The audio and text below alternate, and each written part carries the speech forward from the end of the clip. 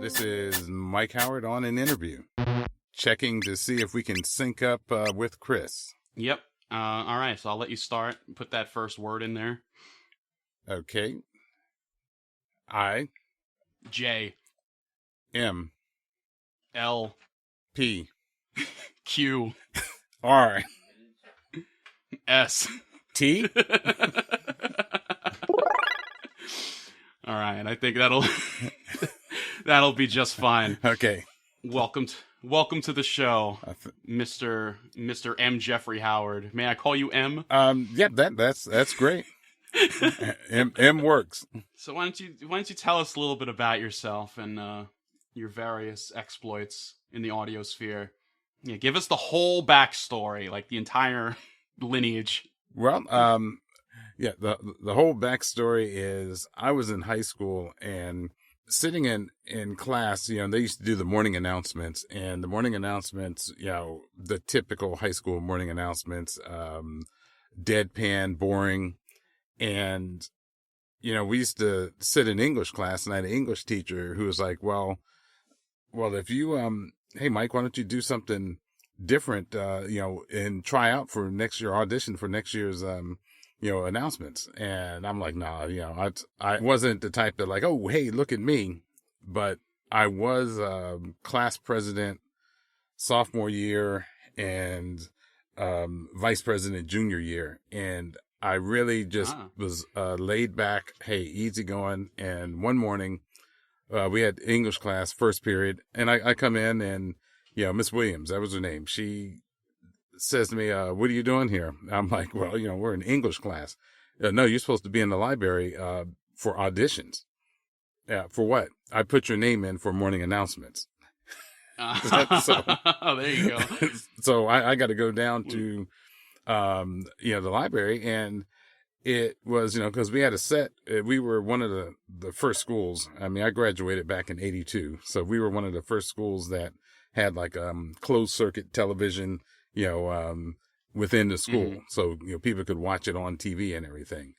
And I had just reading out loud was not my thing. It's like you get into English class, and if you're reading out of a novel and I'm stumbling over words and stuff like that, it was just one of those deals where my brain was going so fast to where, my mouth couldn't catch up to it. So right. I go down there, and of course I'm not prepped or anything like that. And, I get on, and I was a huge Saturday Night Live fan way back in the day. And mm-hmm. I get on and I make a mistake. And, just to tell you the type of mistakes, there was an announcement about, a field trip, and, it was for the business department, and hey, see Miss So-and-so down at the, business department, but it was abbreviated BUSDEPT, and I called it Bus Depot. See Miss So-and-so down at the bus depot. And I go on to the next announcement, and I stopped mid-sentence, said, hold on. We all know Miss Ferguson. She's the business teacher. She doesn't work at the bus depot. So see her down at the business department. And that got a laugh from everybody. And it wasn't like I was trying to get a laugh. I'm basically like, hey, I'm covering my mistakes. And that was what got me in. I actually wound up getting the job. And so the following year, I was broadcasting, with different anchors and everything. And that's kind of my senior year in high school is what got me started on that. And I knew I was doing something good when there were teachers who were upset that, whenever I did the announcements, because they said it was hard to get their class back in order after the announcements, and it's kind of like, did such a good job. Yeah. And it was a thing of, it was straight, everything wasn't comedy, but it was just one of those things of, we would make it, just entertaining. There was a young lady who was a co-anchor, and, girls in high school, she gets, I just don't feel like being on camera today. Okay. I'll tell you what we're going to do. You're going to read, camera's going to stay on me, and I'm going to mouth what you're saying. Oh, that's hilarious. So again, it turns out where, people are just dying. You go into the cafeteria during lunchtime and people are like, there he is. That's the guy right there. And I'm just like, yeah, hey guys, hey, man, you were so funny. You were so good. And that's, Yeah, your impression was so good. yeah. And that's basically, how I kind of got started. And then, after high school, I went into the military for 5 years. And once I got out, and then I went to the military to get money for college. And once I got out, it was like, okay, I got this money for college. I can only use it for college. So, yeah, I'm going to go to college and figure out what it is I'm going to do. And as I got out, a friend of mine from high school, she graduated and she was like, hey, look, why don't you go to community college while you're still trying to figure out which school to go to? And she, we sat down and she's like, okay, let's look at some classes, English, math, and science. And then I'm like, okay, let me try to take a social studies class. She says, no, hold on. You don't want to overload, on academic classes. She goes, you were always, good at acting. Why don't you take an acting class? And I'm like, okay, yeah, I'll do that. First day of acting class, I walk in and, the instructor comes up and says, Warner Brothers is in town. And, as a matter of fact, it's down in your neck of the woods. It was Broward Community College. Oh, wow. Yeah. Cause like I said, I'm originally from, Hollywood, Florida. So. Oh, damn. So you're like right near me. Yeah. Yeah. Just right down the road. And I go into class and the instructor says, yeah, Warner Brothers is shooting, Caddyshack 2. And they're looking for a young black actor to be like a caddy. It's going to be a cattle call, and they're looking for a young black actor. And you look around in the class, it was me and there was another guy, and the other guy was in his 30s or 40s. And the instructor's like, well, it looks like it's you, Mike. And he hands me a paper with the phone number on the casting agency and where to go and stuff. And I took that and I was like, yeah, okay. I threw it in my top drawer at home. And about 2 weeks later, I think it was 2, maybe 3 weeks later, I ran across the paper and I'm like, because I never went to it. And I said to myself, what if, what if I went up there and I got this part? And so I said, let me go on up there to this casting agency. So I go up, it's on a Friday. It's 4:30, almost 5:00, and it's up in Fort Lauderdale. And I get there and they were closed. I mean, the door is open. I go in and the lady inside, she's like, hey, I'm sorry, we're closed. And I said, well, I'm just here because I was taking an acting class and, at Broward Community College and, heard they were looking for an actor for Caddyshack 2. It's on a cattle call, but hey, if you guys have already done that, no problem. She goes, yeah, we've already closed it down and I've already selected 3 people. I said, okay, that's cool. And before I walked out the door, she goes, but hold on, wait a minute. She goes, you came all the way from Hollywood, Florida. Why don't you sit down and just read the part for me? So she gives me, oh shit. Yeah, she gives me the script. And I mean, it's simple thing. It's like 2 or 3 words. And I read the line and read the script, cause she played off me and, read the line and read the script, and she's just looking at me after I finished. And I was like, what? She goes, oh my God, you were better than everybody else that has come through here. And I was like, lady, you don't need to blow smoke up my ass. Come, hey, thanks. You don't need to do that. But she goes, no, really. And she says, I'm going to send you up in front of the director with the other 3 people. And I'm like, what? So this is a Friday. And she goes, yeah, you're going up in front of the director on Monday. Get your portfolio, your headshot, and all that other stuff ready. And it's kind of like, oh, yeah, sure. I'll get that together. Yeah, I have that. I have those. Yeah, everybody has that. So I basically went home and I'm just like, I don't have anything to put on a resume. So I just put down, hey, I played around in band and did morning announcements and stuff like that. No headshot. Walked in with a manila envelope, and the other 3 guys that were there, it's if you ever do a spoof of people who are dying to be an actor, they're walking around, almost like that, to be or not to be, almost like getting into character. Like holding a skull and shit. Like they're getting into character, and you're just like, okay, this was just some simple words, but these guys are acting like, I got to find out who Tim is. I've got to, and it's like, it ain't that serious. So first guy goes in, and, he comes out, damn, they changed the words. They changed the words on the script. And I'm like, that ain't that serious, is it? So your 2 words. Yeah. They changed it. Yeah. And it's like the other 2 guys go in, they come back out, and then they call me in, and I walk in. Hey, how's it going, guys? Yeah. Glad you're here, Mike. They open up the vanilla envelope that had 1 page that was half full. Like, oh, you did high school announcements. Yeah, nice. I see that you toyed around in a band. Oh, okay. All right. Yeah. We changed. There's been some changes to the script, just a little bit, but here, take a look at it. Let us know when you're ready. And yeah, I look at it. I'm like, okay, yeah, I'm ready. You sure? Yeah. Yeah, I'm ready. It's not hard. It's just reading. They read, I read, they read, I read. And it was like, hey, okay, thanks, Mike. Glad you came in. We'll let you know. Appreciate your time. All right, hey, thanks for having me, guys. Get a call the next day saying you're in. I'm like, what? Hell yeah, there you go. It's like you're in, and that was my my way of getting into the movies, and getting a SAG card. So so you're in Caddyshack 2? I am in Caddyshack 2, and like I told you guys the other night, I will Venmo you money if you paid for it, because that movie was not the greatest.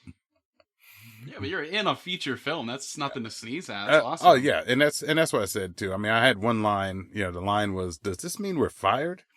But I was in about a good 20 minutes or so of the movie, because I was one of the main caddies, next to Jonathan Silverman. Okay, so you were like caddy number 2 or something. Yeah, and I actually had a name, Tim the caddy.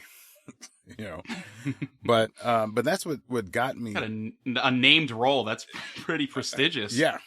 So that's, and I didn't realize what it really was at that time, because I walk on the set and I hear people, hey, he's the one, he's the one, he's the one, I'm the one. What, it's like, and somebody came up and explained. They said, you're a first time audition and you got a role and you got the SAG card. They're like, that's pretty special. And I'm like, oh, okay. I didn't realize that, but it's like, yeah, you don't get a SAG card unless you have a speaking part. And I'm like, oh, okay. So that was a thing of, I think they chose me mainly because I just got out of the military. I was not cocky. I was not like, I'm the best actor out there. I was just very humble, show up on time. I remember trying to get some food, or I was going to walk out to the set because they shot it on a golf course. Oh, no. We'll ride you out there. Well, I can walk. It's not that far. Nope. No. Here's your trailer. Oh, here's my trailer. What? You got a whole trailer just for one speaking line? A dressing room, because I actually was on the set for about 6 weeks.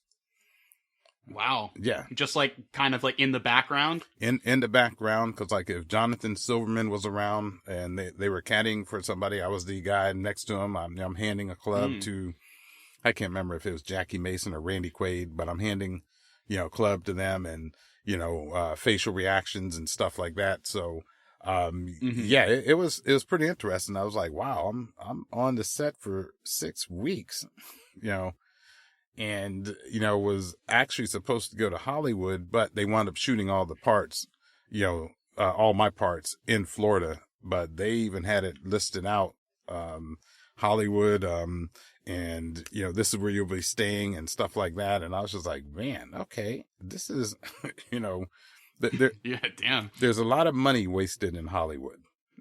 That's all I'll say. They spend money on anything. But that was something where after I did that, I wound up dropping out of college at that time, just because the commitment was, okay, I have to be on the set and this is what I'm doing. But, I still had my goal on going to school, and wound up fishing around and went to Florida State, and studied media communications. And I was actually trying to become a broadcaster, but, probably the best advice ever given to me was, a counselor at Florida State said, I understand you want to be a broadcaster, and I think that you'd probably be good at it. But the unfortunate thing is, if you're trying to get in sports broadcasting, you got these retired athletes who step in, Right. and they give them the jobs. And he goes, and I know that they're not good. I mean, you just look at Lynn Swan from back in the day when, those guys, they're not good, but they're going to get the job. And that's basically what he told me. He says, now I would suggest to you to do media communications, which covers in front of the camera, behind the scenes of the camera. He goes, you're going to learn everything that you need to learn about the media, as radio, television, everything else. And this is going to get you in the door or in a better position. So I basically did that, and, very right, learned how to operate a camera, learned how to put together feature stories, learned how to edit, learn how to instruct as far as like, how to, and, even got dabbled into, the elements of film and everything else. So that's how I kind of got into that. And while at Florida State, did some DJing on air at Florida State Station. Oh, cool. And also some commercial radio as well, Mix 103 up there. And even did some reporting with Florida State's network. It used to be Seminole Broadcasting. It probably still is, but they had a huge network up there, and wound up being a feature story reporter, and putting together shows and stuff like that. So that's how I kind of got involved in it.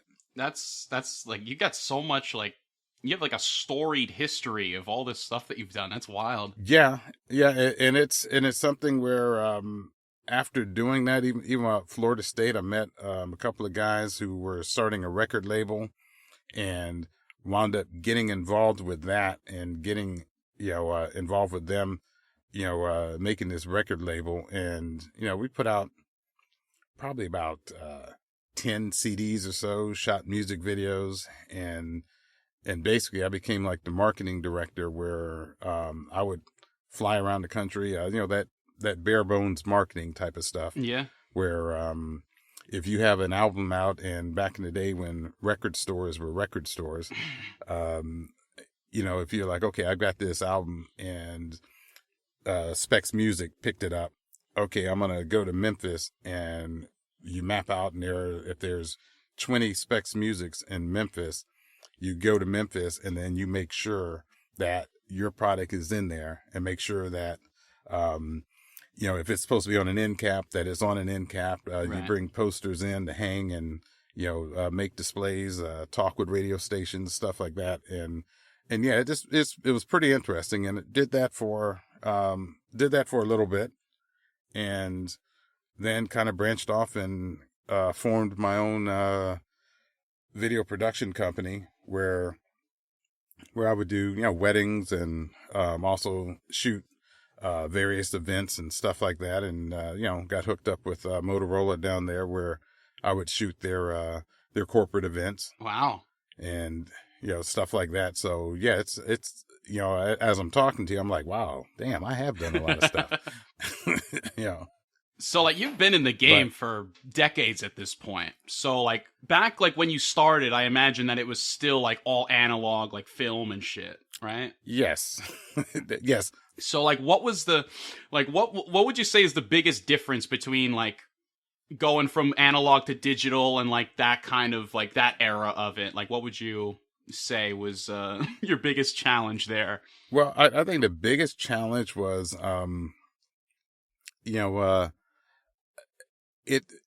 having money to buy the digital Yeah. stuff. That's the one thing. It was something that when you say, oh yeah, I'm old school, because even in high school, I did photography and we had a dark room at our high school. So I learned how to develop pictures and everything. And so it's like you have that understanding of when you take a picture with the old school cameras, yeah, lighting is key. Now, if you go in and say, I'm going to drop off this roll of film at CVS or whoever would do the 1 hour photo or something like Yeah. that, and they give you your pictures back, and you're like, damn, I mean, this picture is dark. Well, CVS is not back there saying, it's almost like automatic to them. Hey, look, we're putting it through the process and we're not in that dark room. Like, okay, when we put that roll or that paper down and we see that film and we see that it's too dark, okay, we can, I'm trying to remember if it's, the dark, you expose it a little bit longer, Uh-huh. because photography is, what it is, it's drawing with light. That's what it, what it, breaks down to. You're drawing the picture with light. So if the picture, if you had, your picture was too dark, there's ways that you can make that adjustment in the dark room and overexpose it so that the picture comes out a little bit lighter and not so dark. But these are things that you do if you have your own dark room. And that's something where, that type of technology, kids don't learn that Yeah. now. Now you So, just like point, click, photo, yeah, Ultra HD 4K right in my pocket. Yeah, yeah, it's wild. yeah. Yeah, you can shoot a movie with an Apple. I couldn't comprehend, like, if I was born in that era and I was trying to do what I'm doing now, like all my production is all like digital on my Reaper app on my computer. But I can just imagine like taking the actual like bits of film and shit and like what the Beatles did, like when they like actually snipped with scissors the actual recording and Yep. taped it together. Like, that's Yep. wild. That is so, like, it's just, like, it's so bizarre to me. And I can imagine, like, when the actual big switch happened, like, a lot of people were just as confused about this new device that they have that does all of this. Well, it was gradual. And like you said, talking about splicing, even splicing audio tapes, that's the whole thing. Like, we're doing this. And if we had this on a reel, then we would listen and it's like, okay, there's something we need to cut out. And it might be 3 seconds. Then you take that razor blade and you cut those 3 seconds out. And then you put that tape on it, and the tape / glue, you make sure that you don't overlap it so that it cuts out the word that you're trying to get to. Mm-hmm.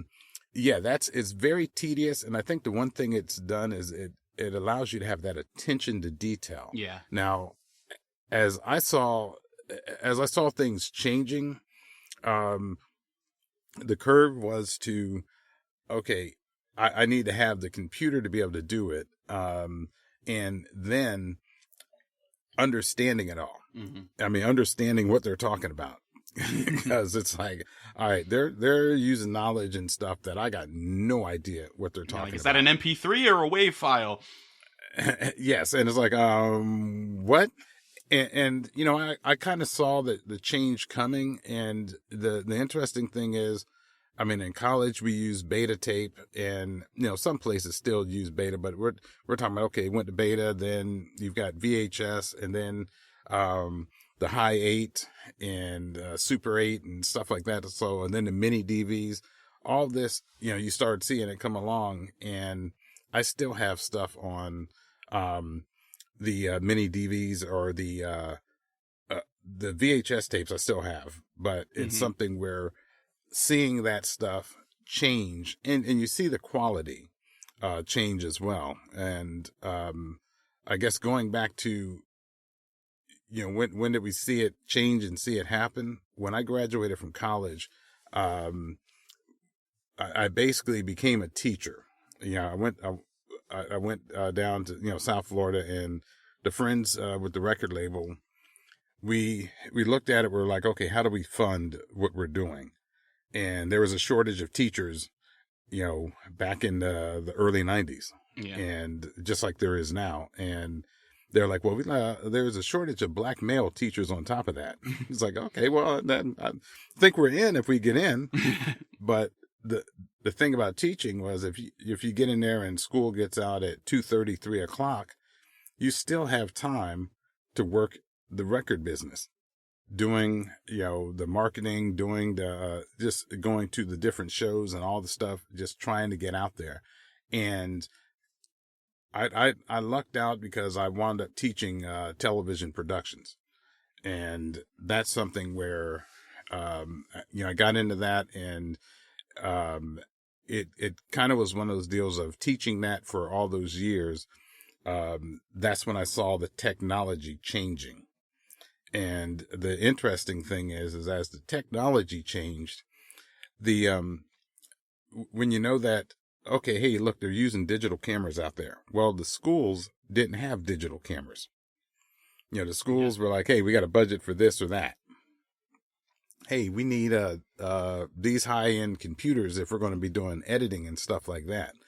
Well, we can give you this. And it's like, well, these computers weren't really running Adobe that well. And, I started off teaching Adobe as far as like editing wise when we got to digital, and that's one reason why I stick with Adobe even after all the years. I think one of the things that led me to stick with Adobe was I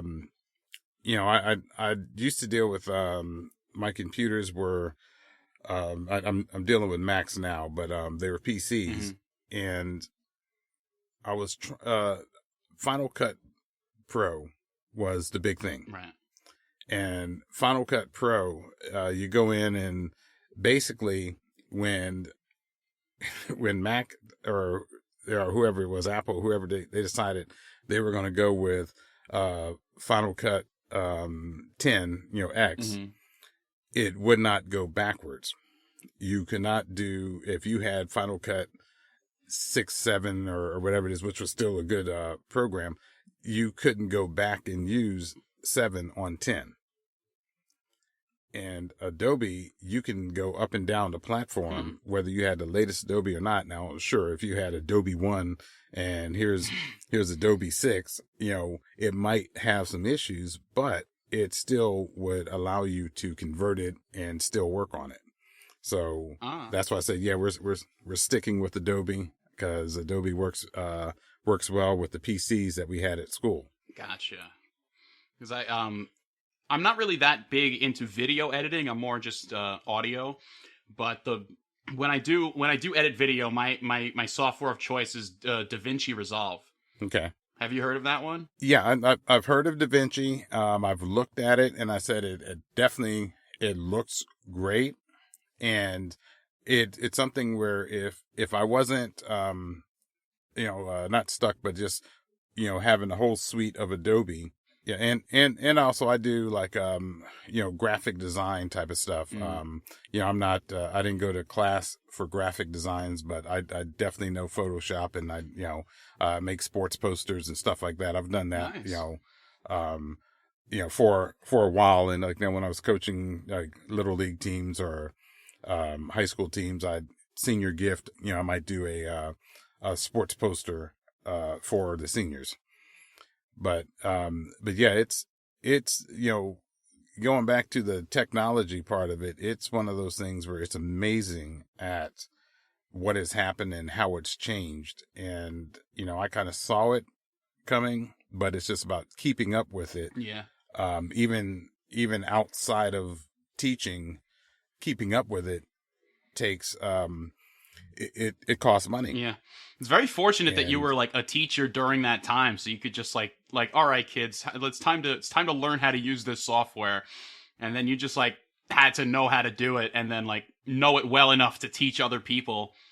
That's a really good way to stay on top of it. Oh, definitely so. And I also learned a lot from the kids, because there are kids who delved into this, and it was just like, hey, Miss Howard, look what we did with this. Oh yeah, that's cool. Show me how you did that.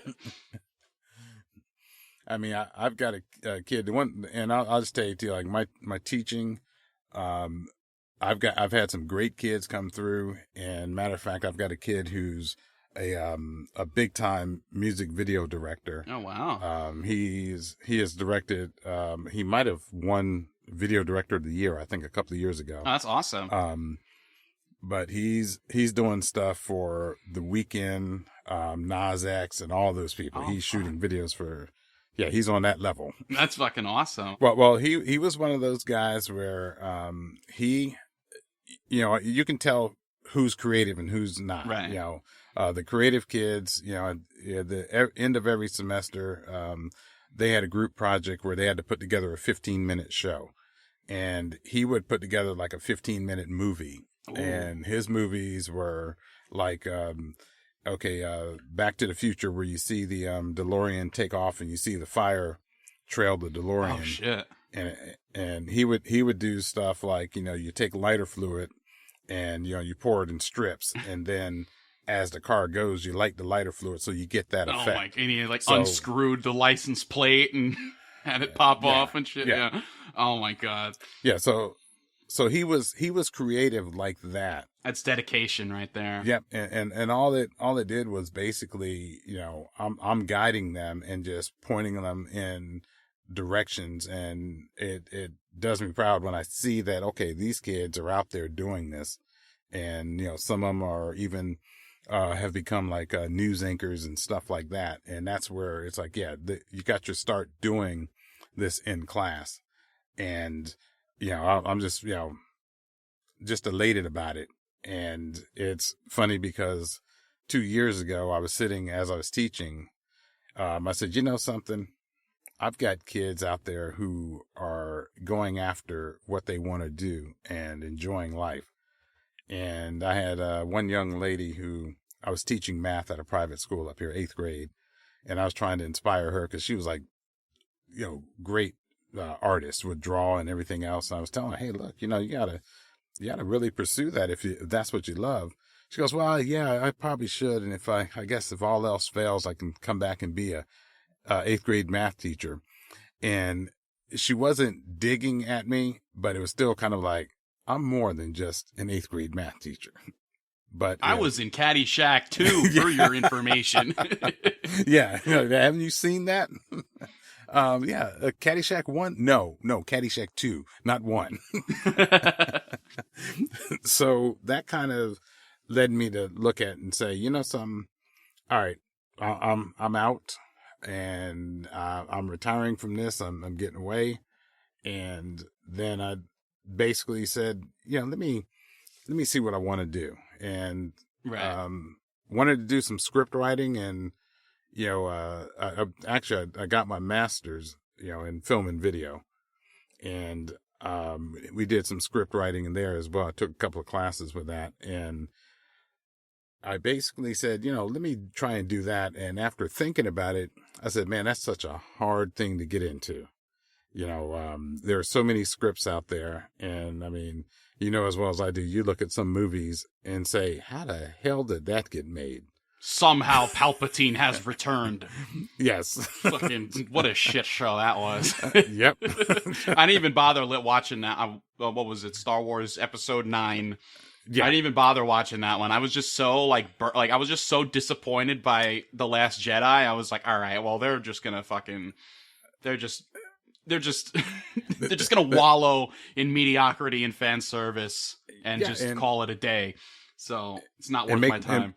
And make money, and that's something where, again, if you know people, and like I said, I've gone through, looked at stuff, and read it, and okay, how did they do this? How did they do that? And it's basically, it's who you know.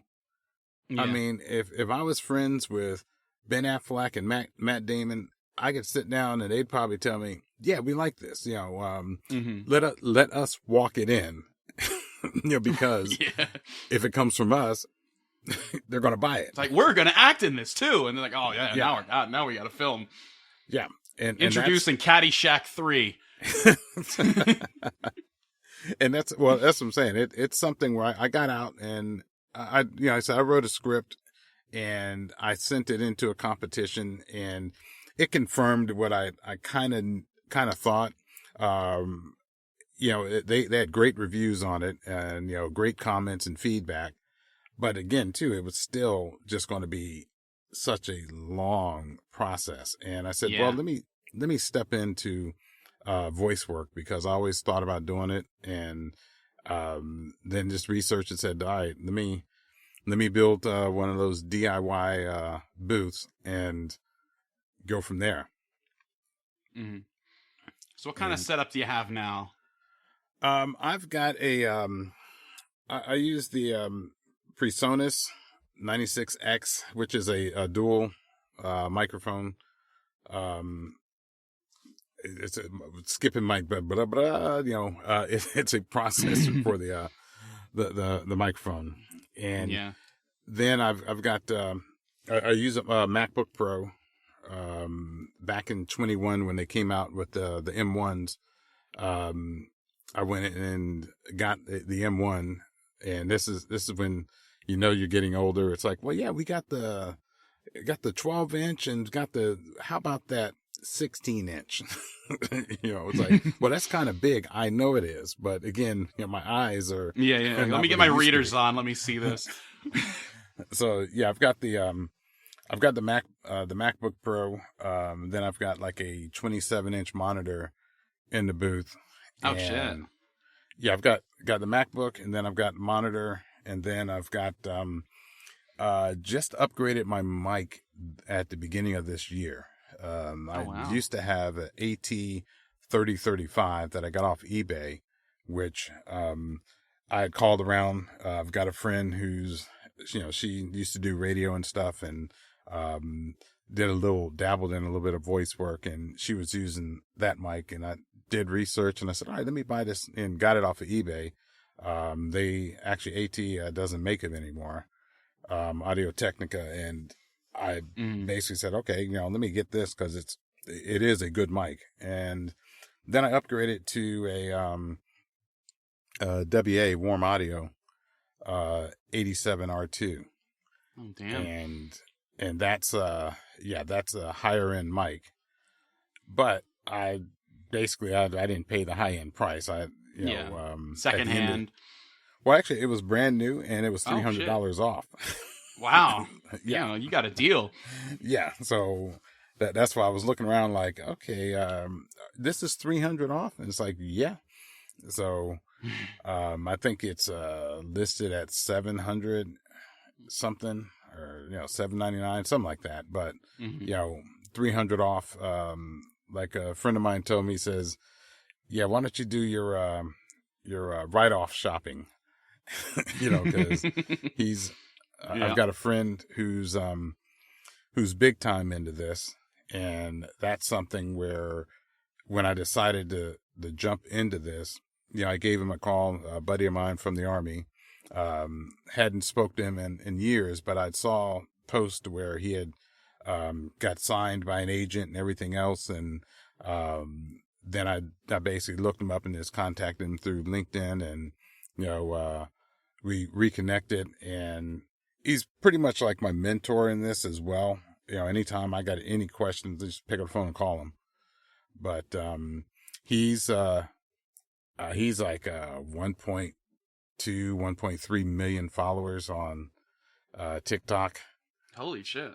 Yeah, he's pretty big in the game, and he was just basically telling me his road on how he got into it, and he's very unique because he's got this, I think they call him an Octavian, which is he's got that low end voice that it's just almost like when you call him and you're on your phone, you're like, man, he's gonna blow my speakers on the phone.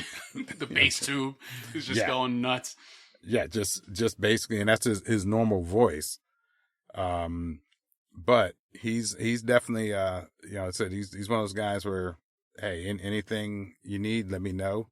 And I just again bounce stuff off of him, and like I said, with me, like my setup, that's what I have now, and I'm actually going to turn a room. Like I said, I've got a basement where it's not finished, but it's framed out, and I'm gonna finish that little section. I think it's about, like I said, about 12 by 18. I'm gonna turn it into my office, and have a booth in there as well. Nice. Here, I'm gonna send you some pictures of my setup that I got currently. Why don't you describe what you're looking at here? Okay. I'm looking at it looks almost as if it's a closet or what do they call enclave. But yeah, you got dual monitors. Actually, 3 monitors. Yep. I have a Surface Pro 8, and Okay. that third monitor is just like it's dimmed all the way down when I'm not using it. Okay. But I like to record standing up, so like when I stand up, I turn the brightness up, put my script up there. It's a voice actor's dream. And then you see my microphone. I sent a second picture where it's a Zoom boom arm that's hung upside down, Yeah. which is not how it's supposed to be. And I basically have like a strap just holding the microphone in place. Well, that is, I see that now. And truthfully, that boom arm, hang it however you can. And especially because I sit down when I'm recording, and I know there's people that stand up. It's one of those things where it's it depends on, I guess, your mood or the type of character. And with me, my booth is about, I want to say it's about 4.5 by 4, or maybe a 5 by 4 booth. And, Okay. pretty tall. And like I said, I can get in and out without, any issues. And also too, it's PVC. And like I said, I got moving blankets, all the way around, the heavy duty moving blankets all the way around. And then I put like a sheet of wood on the top, and I've also got, like a, old comforter blanket on the top. And then I've got the waffle pyramids, sound foam going across the top as well. And then on the inside, it's almost like a double layered, moving blanket where, in between the PVC, I've got like, foam in between there. And then I wound up putting like, the real thick, bed topping, real absorbent. Because I found it was cheaper than the sound, squares. And Totally. and it does the same thing. And I've got sound squares throughout the booth as well, but yeah, I definitely like your setup. My booth, I mainly just come in and record, and some days I'll stay in and work in it. And then at my workstation, I've got, I'll hook my laptop up to that, and I want to say it's a 37-inch, screen. Wow. And a 37-inch and a 24-inch. So I use 3 screens as well when I sit down to do editing. But when I come in to record, I've got the laptop, and then I got like a 27-inch screen. And found out that CO2 builds up when you don't have ventilation in the booth. So I basically also have and this is through trial and error and checking out what people are doing. Like air holes in it. Yeah, I actually have two. I have a input and output. The output, I went and bought. You ever see those downscope, what do we call them? Like the drains for outside your house when the rain gutters. Yeah. There's the plastic, where you can bend them. And I've got that, up top in a corner, and that's going to a hose that has a, I can't remember how big of a, air vent fan, and that's pulling air out. I started off with a lower end one, but then I'm like, man, I don't have enough air being pulled out, but I jumped up to like a 270 or whatever it is. And then I have one on the bottom with that comes into the booth and points up, and that's hooked up to dual ventilator fans that are bringing air in. That's smart. Yeah, you just figured it out all this, like with you just like a trip to Home Depot later, you have all this Yep. shit and you just Yep. put it all And together. That's beautiful. yep, and that's basically what I did. And those run just around the corner, so when I turn those on, you can't really hear them. As far as like, man, that thing is loud. It's like, no, you can't hear them around the corner. Took cardboard boxes, insulated it, and then put it in. And so when I'm in here, and this is, like I said, I'm still learning so much more about, sound. I know that, when you're talking about your levels and stuff like that, your background noise, when I'm in here and the fans are not running, I got a sound meter, and my sound meter is sometimes at like 30. So I guess I got my background is 70, which is good technically.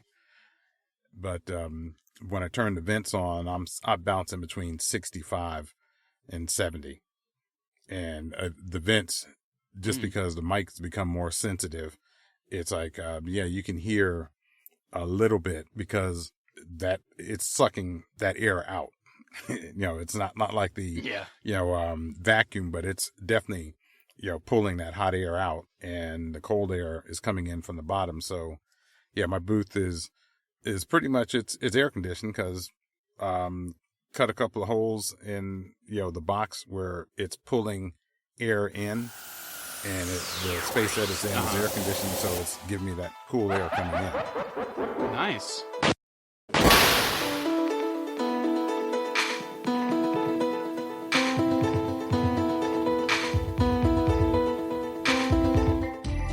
Yeah, that's something that I basically, again, I like to DIY and put it together. And that's why I was saying with your boom arm, or whether it's upside down or not, hey, if it works, it works, Yeah, I used to have a Yeti boom arm that I kind of liked a little bit more than this because it was more flexible. It was like a spring-loaded one.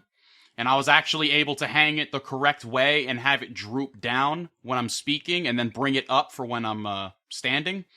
Yeah. But the thing is, like, I remember there was one day where I was sitting here at my desk, and I had the boom arm right where it should be. All of a sudden, like mid-recording, the wire inside the thing snapped, and the microphone came and like landed on my head. Ooh.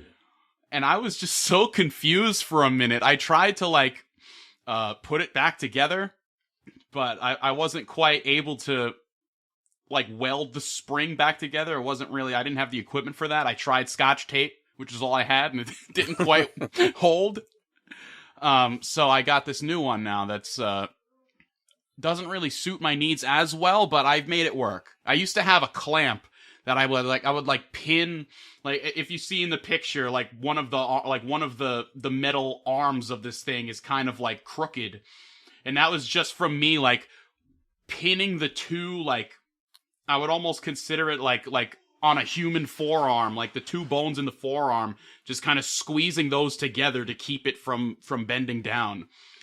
And I was like, all right, this is going to damage this thing in a way that's not warranty. So I got to figure something else out. Yeah, no, that's, like I said, it's a good setup. Yeah. And especially, like I said, it's the one thing, if you're not worried about noise, I don't know how much noise you get from, in background and stuff like that. But, no, it's a great setup to do, podcasts and everything else. And, it functions. And the one thing is too, is when you edit, what is your editing process as far as when you take this? It's do you go in and try to knock down any background noise, or you find out what the noise floor is? I'll reduce the background on my track and then your track if you have any background noise, because considering you're in a booth, there's probably won't be much. And then at that point, I'll sync the audio with our little game we did at the beginning, where we just said letters to each other for a bit. And then, once I have that all set up, I'll just kind of trim around and, kind of, instead of a razor blade, I'll just use my mouse to, remove, dead air and, ums and ahs and stuff like that. Okay. No, that So, what are you up to that's like more recently? Because like we had your past and like your come up, your coming up, and now like what are you up to these days? well, these days, what like I said, I got into when I decided to get into voice work. That was about, I guess it's been about a year and a half, and I started off with audiobooks, and um, not audiobooks are fun because you can get into character, but then audiobooks Mm-hmm. are they're tough because you are restricted to say exactly what's on the page. Yeah. That's Plus, it's a whole book. yeah. That's got to be a lot of work. It is. It's a lot of work, and I started off.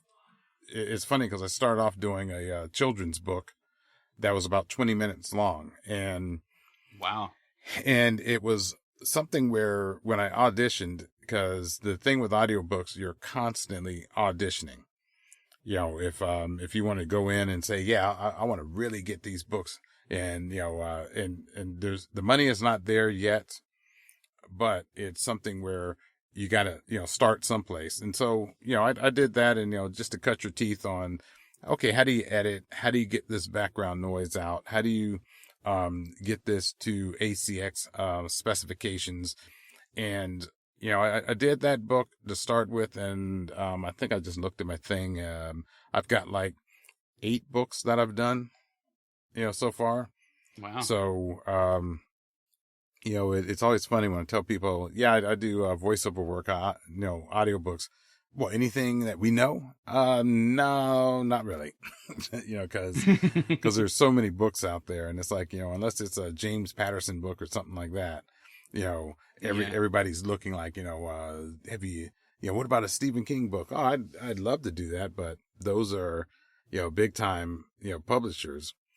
So, as far as like what am I doing now? I'm still I still got the audiobook door open, but I'm Mm-hmm. trying to pivot towards getting into um character acting, video game work, possibly even dubbing. That's Yeah, something like for anime and shit. dubbing, yeah, for like anime or even foreign films. Um those are things that I'm looking to try to get into.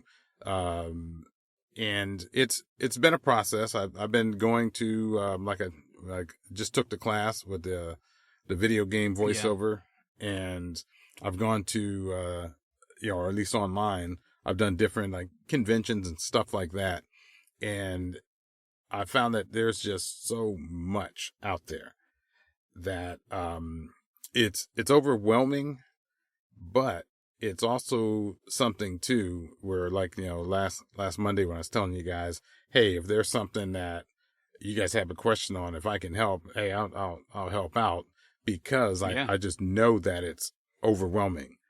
If somebody says, Absolutely. Especially when you're starting out. oh yeah, and Like the learning curve is wild. yes, so I'm basically trying to pivot towards that and say, okay, let me start looking for more character work.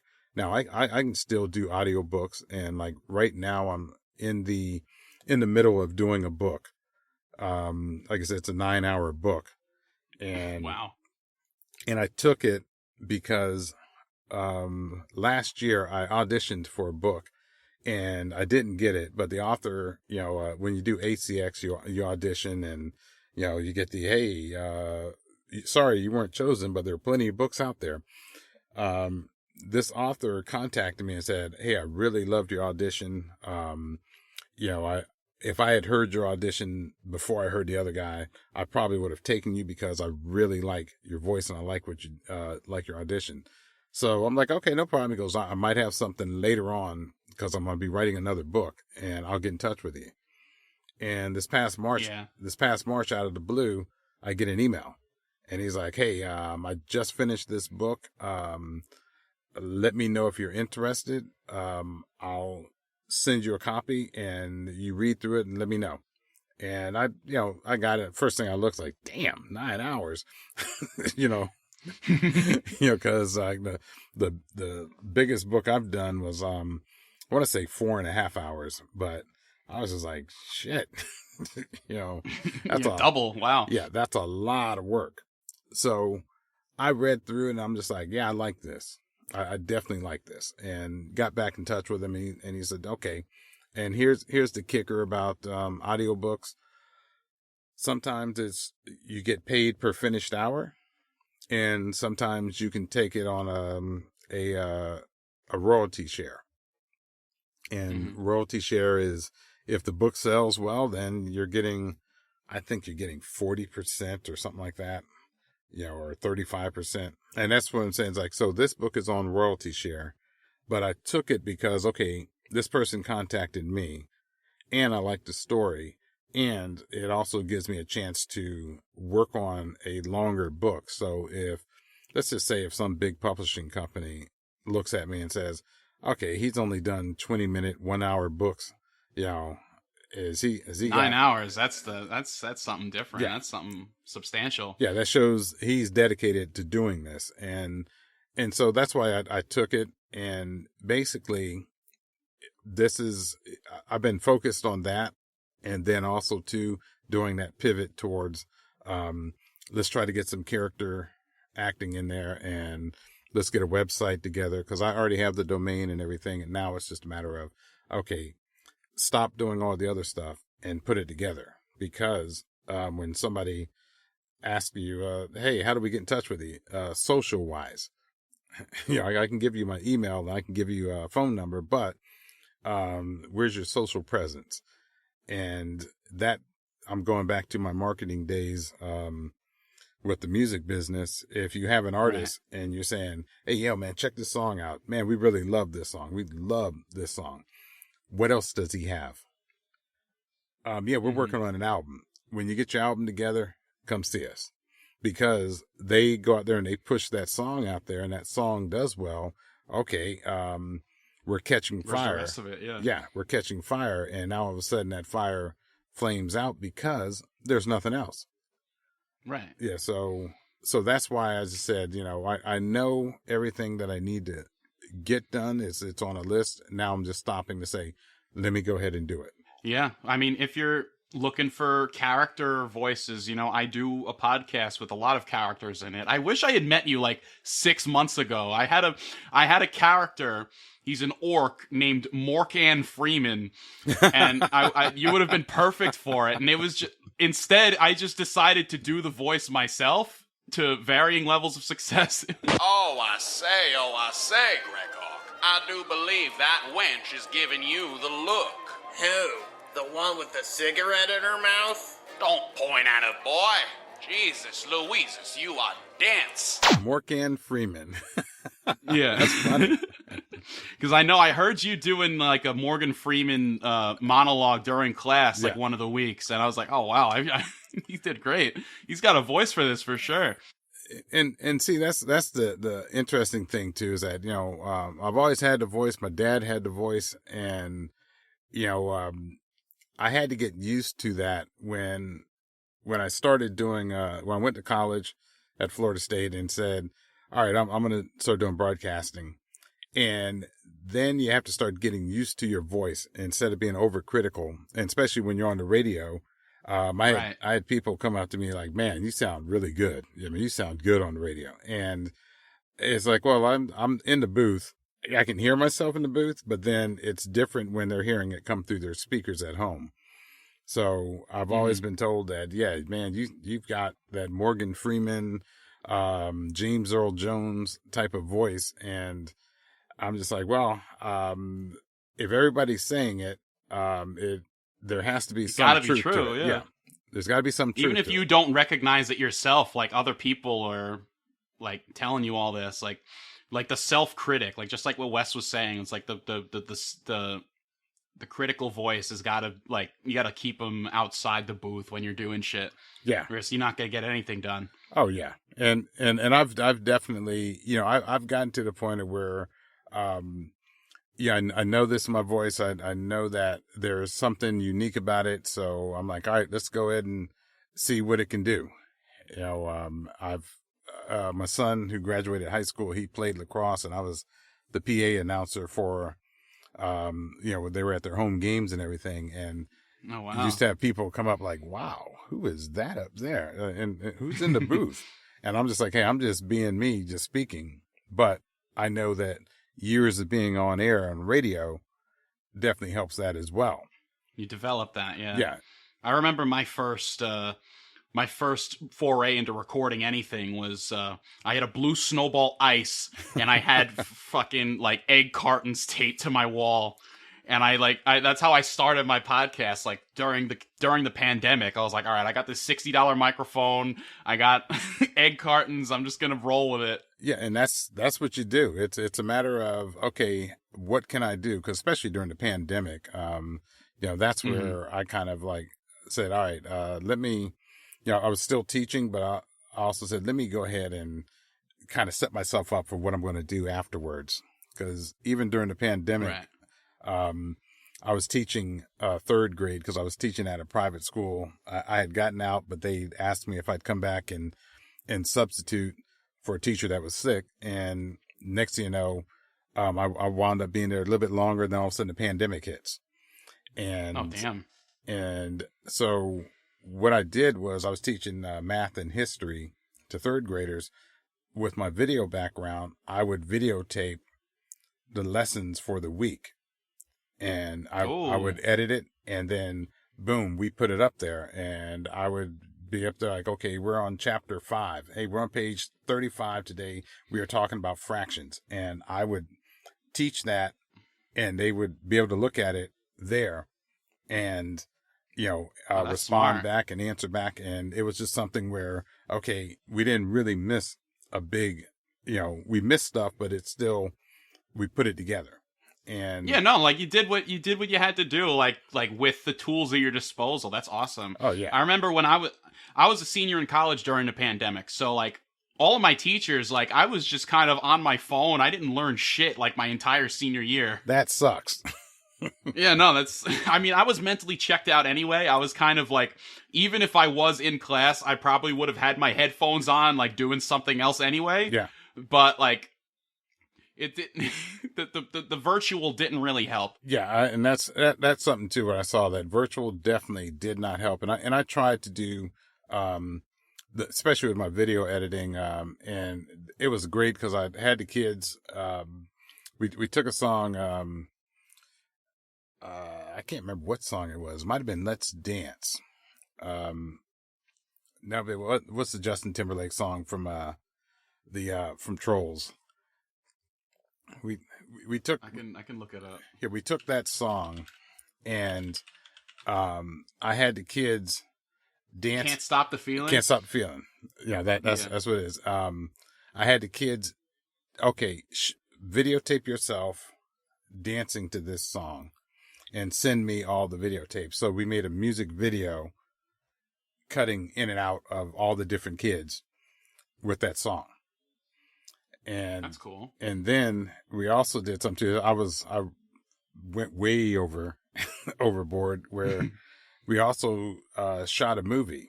It turned out to be about a 20-minute movie, and I wrote a script for, I think I had 20 kids in there in the class, so I wrote a script for every part for every kid, and the movie was called The Case of the Missing School Year.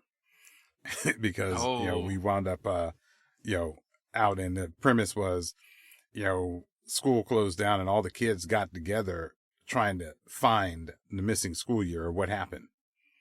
And I kind of wrote it with all their personalities, and they filmed it on whatever device you can film it on. Get it to me, and we'll go from there. And some of the video was shoddy, some of it windy, but I was able to take all of that and put it together into a 20-minute long movie that I put out and sent to the kids, and that's why I enjoy doing stuff like that. So if I can figure out ways to do that now and still kind of be in the voice world, that's definitely what I'm going to do. So I'm trying to just constantly think of, okay, what's next, and what will, for lack of a better word, what will sell?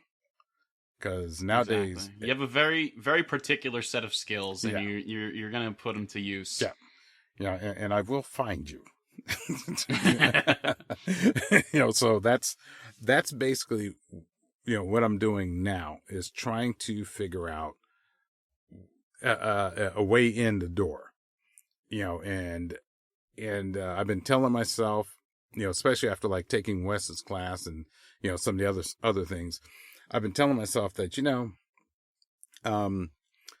Wes is very right. I mean, you'd never know he was an introvert, because it's, he's all over, but he's one of those guys that's quiet, laid back.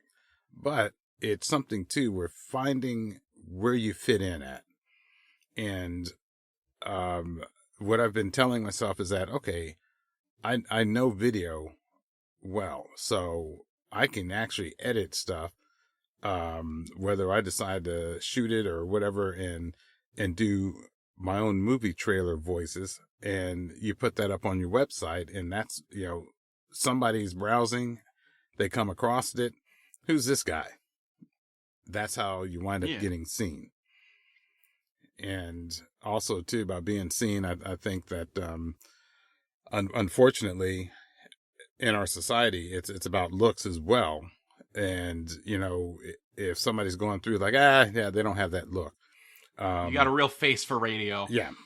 And, and what voice work does for you is they don't have to see you. They just hear that voice. Right. And that might turn into I like his voice and love the way he put this together edit wise, so that's something too, where work can come in that way. But I'm really not trying to be, my wife and I were talking, I said, I'm not in my 20s where I'm like, man, I gotta succeed in this, because if I don't, they're going to cut off the lights.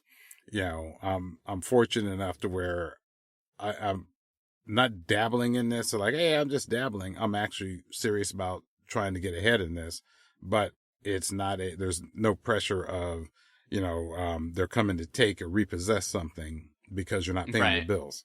You have a stable income as well as you have this on the side, and you're just trying to make this your stable income. Yeah. And I don't have to go anywhere. Yeah. That's the one thing. I don't have to go anywhere. And, just like your story, when you tell me, you said you're an engineer? Yeah, I went to school for engineering. I did that. I did the office job for 2 years, and I just, like, by the end of it, I hated it so much. I was like, anything but this, please. And I just left. It was just... I still remember, like, I was driving on my last day of work. I left. I drove home. I was on 441. I was driving from Lake Worth to Boca. And I had Freebird playing in the car, and I was just singing along and shit. And then the guitar solo started, and I just floored it. I was going like 85 on 441. I got pulled over. I was going to ask you if you got pulled over. I was like, Officer, Freebird was playing. What do you want me to do? That's awesome. I got a ticket for that one, but it was very much worth it. That's also like, something, officer? Do what you got to do, because I'm free. I'm free right now. Exactly. What do you mean you're free? I mean, I just quit my job, and this song happened to come on, and it was telling me something that I'm doing the right thing. It was a bright sunny day. I had my Spotify playlist going, and this song came on. I was ready to go. No, that's great that you stepped off into this. And what's your goal with all this? My end goal, I've said this once or twice. My goal is I want to be the next Tom Kenny. Mm-hmm. That's like my end goal. Like, I want to be like all these fucking like wild, wacky characters from like that like children grow up listening to and shit. And like that's kind of like what I've always like enjoyed. I mean, with my podcast, The Wizard Scroll, like it started as me doing all of the voices myself. Yeah. Even the women, which was not not awful, but it wasn't that great. It wasn't that believable. But now I feel like I've kind of like honed it a little bit. I've got more actors. I've kind of gotten better at writing. I kind of know what I'm doing with that. And my own voice has gotten exponentially better since the dark ages, back when I like lost my mind and dyed my hair blonde and it was just like whispering into the mic because I didn't know how to lower the gain on it. Yeah, so I've come a long way since then. I've got so much more to go, and I'm definitely, like, when season 4 of my show rolls around, definitely want to have you as part of it. Okay. At least even for like a minor role. I'll have you reprise your role from Caddyshack 2. You'll be Tim. You know, it's one of those things where, just like you said, you learn as you go, and I always tell people I'm still constantly learning, and that's why Yeah. I always tell people, hey, look, I might have been around and I know a lot of the stuff, but there are things that, you know, people are doing that, hey, how did you do that?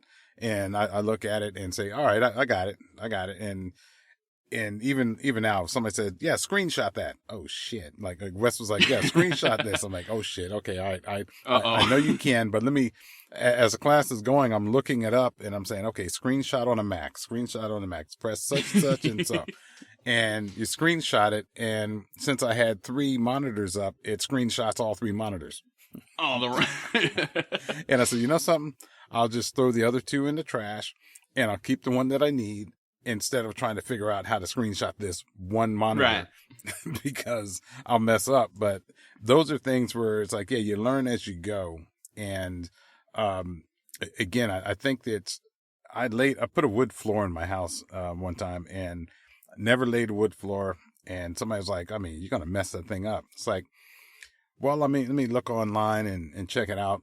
And this is nothing against women, you know, in case whoever's listening to this cast.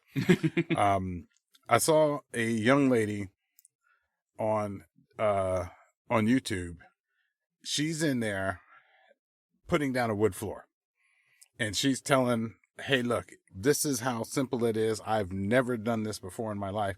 And I'm saying, okay, I have more DIY knowledge than she does. If she can put that down, I know I can put this floor down. And floor came out perfect, but that's the mentality I'm looking at and saying, if somebody can do this, and not saying they're not good at it, but it's like, if they can take that leap of faith to try that, then yeah, I know I can definitely jump in and do this. And just like with you talking about, hey, can you come in and do some characters or do some work? Oh yeah, I'll definitely do that, because the more you do, the more exposure you get. And also too, if it winds up helping you, then of course, yeah, I'll get out there and I'll get it done. And yeah, you never know where it's going to go. Exactly. Like when I first started my show, I had no idea that like how far I would come with it. Like this has just been like something that I've kind of built my entire life around at this point, and I haven't looked back since. It's just like I have like something to live for at this point is what it feels like. Because like I graduated school and I would have been with the office job, but if I didn't have this to like kind of like express myself, I don't know where I'd be right now. I don't even know if I would have gotten that first job to begin with, just because like a year of doing that and like building confidence in my voice and my skills was how I nailed the interview that got me the job. Yeah. So like if I went in there and I wasn't sure of myself, I got good grades, sure, but like it's the soft skills that really get you to places. You know, what I tell people, you know, and in hindsight, and I tell people this now, if they're, you know, in their 20s or so, and they're like, okay, where am I going? Well, the one thing about life is that you jump on the wagon that you think is going in the direction that you want to go, and you jump on that and you ride it out. Yeah. You know, some members of the Donner Party were rescued. You know, when you think about it, it's like, you know, they ran into problems and they were, you know, they wound up eating each other in cannibalism, but, in the end, some of them did get rescued. And a few of them survived. Yes. You know, so that's where it's like, I've often thought about it and said, because people asked me too, after I did Caddyshack 2, well, why didn't you go out to Hollywood? And I look back on it and I say, I took the acting class because I needed an elective. Then it came down to like, hey, look, we're looking for a young black actor. Oh, okay. I guess it's me. And I didn't even try out for it because I said, I'm not one of those, oh man, I'm going to every single casting call I could find.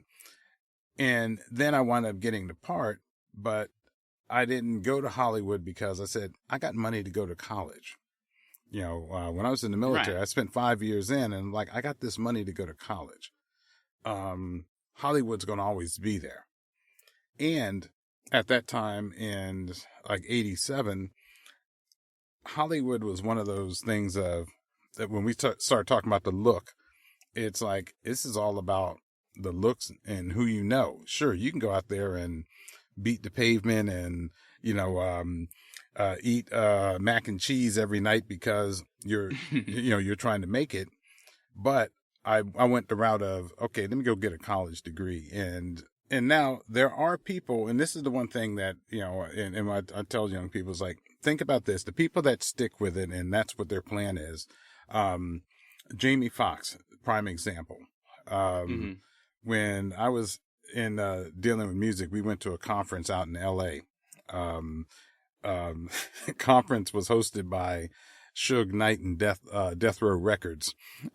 So, yeah, it was interesting, but it was a big music conference, and we had a booth set up, and our booth was right across from Jamie Foxx.